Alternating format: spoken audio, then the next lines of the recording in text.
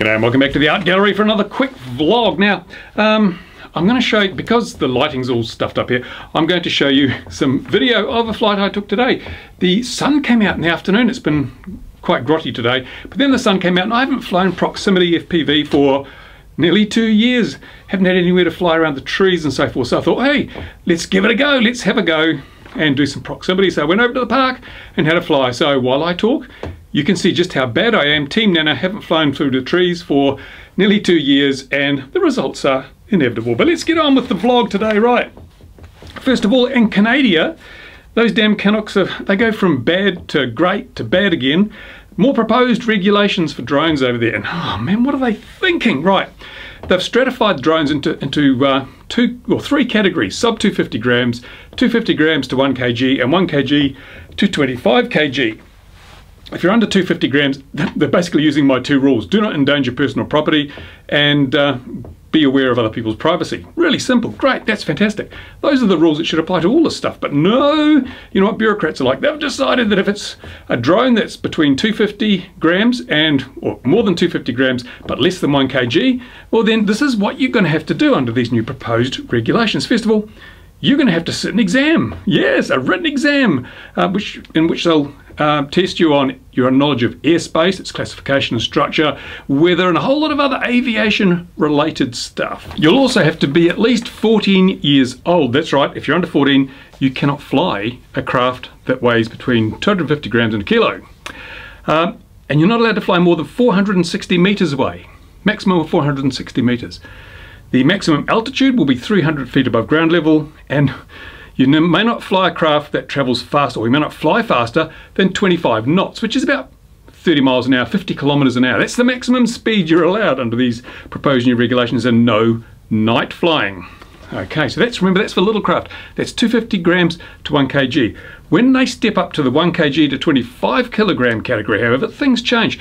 There are 2 types of operations for these bigger craft. One is called simple, one is called complex. It really depends on where you're flying as to which type of operation you're performing. They say that simple operations are things that are conducted away from built-up areas, rural operations and so forth. And here's what happens if you have a drone that weighs more than 1 kg but less than 25 kg, and you're operating it in a sort of a low-risk environment like in the country. Here we go. You have to be 16 years old. So no flying a Phantom if you're under 16. You have to be at least 930 meters from a built-up area. That's nearly a kilometer from any built-up area. What's a built-up area? They don't say. Your maximum distance you can travel is 930 meters from the pilot. So you can only fly up to 930 meters away, which, okay.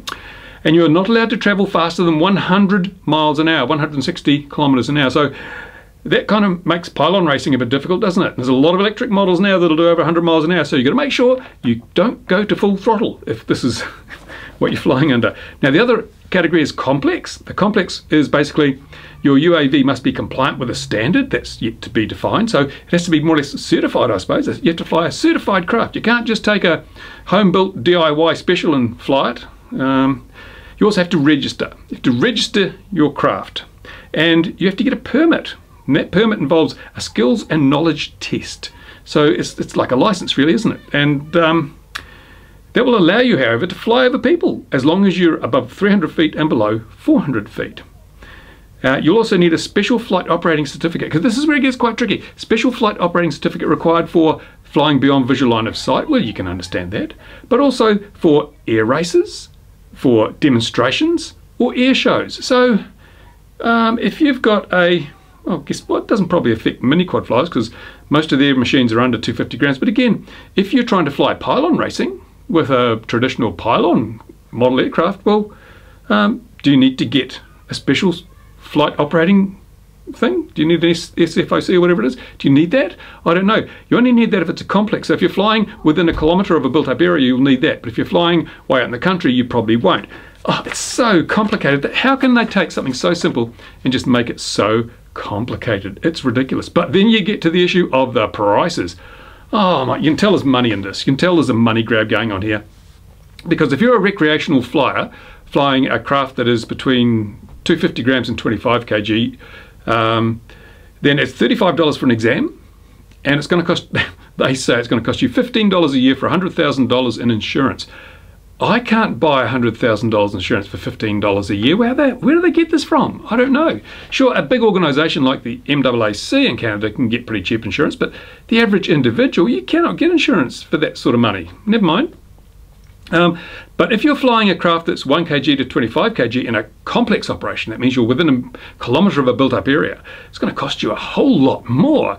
It's going to be $15 for insurance, yeah, right, $110 for registration, $35 for your permit exam, and $35 for the permit itself, which means $195 to get set up if you want to fly within 930 meters of a built-up area with a drone that weighs more than a kilo. And that's all your Phantoms and things. So again, you guys are relegated out to the boonies. No flying Phantoms around your local parks and things like that, unless you want to pay us not a load of money and sit all these exams. This is terrible, but you might think, oh yeah, but hang on a minute. Surely, as before, members of the MAAC will be exempted from these rules, right? They won't be expecting model flies, model airplane flies to fly their pylon races at 99.9 miles an hour and always be a kilometre away from a built-up area, or, have air shows with permits and things. No. But here's what they say. This is what they say. In the gazetted copy of the proposed regulations, I'll put a link to this stuff in the description of this video. Go and have a look if you think it's going to be interesting, right? It says the MAAC has a long history of a safety culture, provides mentoring and guidance, and has insurance for its members. It is Transport Canada's intent to develop criteria for new emerging associations that can provide to their members the same mentoring as MAAC does. The proposed regulations would apply to MAAC members until such time as these criteria are developed and further amendments are introduced to carve out those associations. It says, until regulations can be modified to address new and emerging aeromodelling associations, Transport Canada would issue an exemption to MAAC members to the proposed requirements so as not to negatively impact the sector of the industry. But then, right at the start of this, it says, the following represents a rationale with respect to why the proposed regulations do not include an exemption for MAAC members. So are they exempt or not? 1 minute it says they're exempt, and then the next minute it says that they're not. I don't know. Bureaucrats, trust them to make a simple job really complicated and to obfuscate the meaning of everything. But basically what it means that if you're living in Canada, man, I hope this doesn't go through because, for a start, it's supposed to be risk-based. So what they're saying is that, yeah, if it's under 250 grams, just be safe. Just be careful and be safe, which is what should apply to a lot of craft, not just the one sub 250 grams. But then they're saying if it's between 250 grams and 1 kg, there are restrictions such as you've got to be at least 14 years old and you have a maximum altitude of 300 feet above ground level and the maximum speed is less than 50 kilometres an hour. But if it weighs 1 kilogram to 25 kilograms, the maximum speed is 100 miles an hour. Hang on a minute, how come a small lightweight craft is restricted to 50 kilometres an hour, but a larger, heavier craft can do 100 miles an hour quite legally? This makes no sense. What are these people smoking at Transport Canada? I thought the recent revision to the regulations, the initial interim order, the revisions to that were really good. That just brought out a good balance. Now they're going right back to where they started from. Right back. And of course, you still have to have your name and address on your models, on your drones. And then yet they talk about respecting privacy when flying the sub 250 gram machines. You must fly them with respect to people's privacy. Well, what about the privacy of the drone operator? What about their privacy? Doesn't that count? Why do they have to have their name and address on the model? Why can't they just have a phone number? I don't know. Anyway, so you poor Canadians, I feel so sorry for you. There you go, you're stuffed again. Not to worry. Anyway, what do you think of my really crappy team nano proximity flying?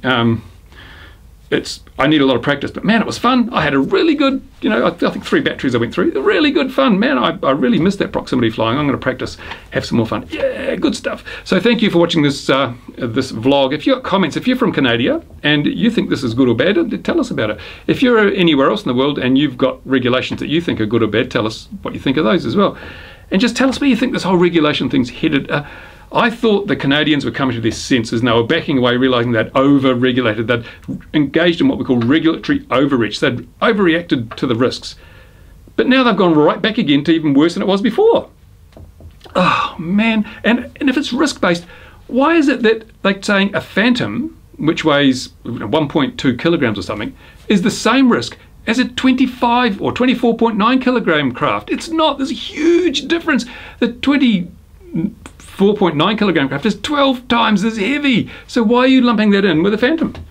Australia got it right. Australia said 2 kg. If it's under 2 kg, it's not really a big risk. Over 2 kg, we'll look a bit more seriously. Why is Canada putting in a 1 kg brake? It just, because it gets all the Phantoms and probably not the Mavic Pro. I don't know what's a Mavic Pro weigh, about 950 or something, I don't know. But anyway, the Phantom 3, Phantom 4, they're going to fall into that category where you've got to get yourself a permit and get a license and all that. $195 if you want to fly the damn thing within a kilometre of a built-up area. No, thank you very much. Anyway, talk amongst yourselves in the comments. And remember, as I always say, give this video a thumbs up if you like it, a thumbs down if you don't. And if you can't make your mind up, throw a coin and thumb it one way or the other. And don't forget to tell your friends about the vlog. I'm trying to get the information out there to people all around the world about regulations in all the different countries and news and events in the hobby. So there you go. Thanks for watching. See you later.